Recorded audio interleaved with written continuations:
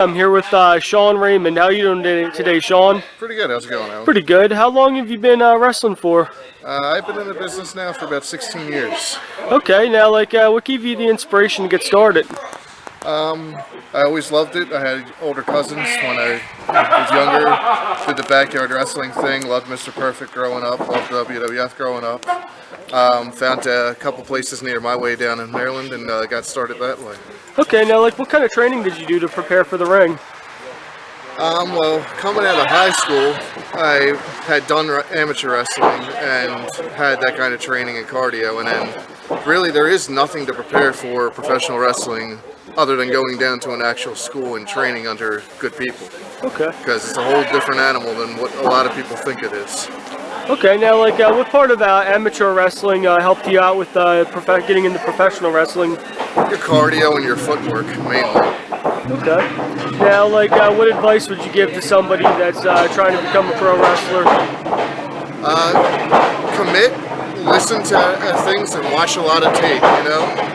At the end of the day, you're competing against yourself. You're not so much competing against everybody else. When you're training, you're your own worst enemy. As long as you're making progress and you're a little bit better than you were last week, you're doing it right.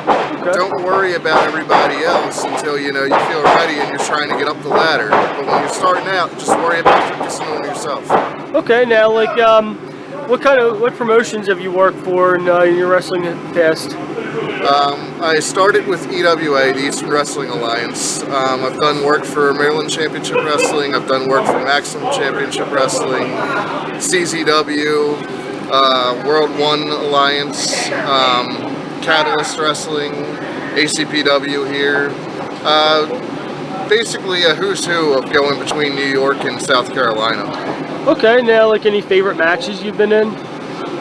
Some of my favorite opponents is long indie legend named Bill Bain. I've worked him a couple of times. He's given me some of my good matches. I had a tag match where I got to be a tag team partner with Rhyno down in Virginia. That was a lot of fun.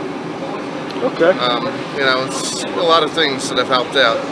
Now, what was that like tagging with Rhyno? You want to talk about a guy who's extremely humble backstage. That's a man who, wants to look out for everybody else. Okay.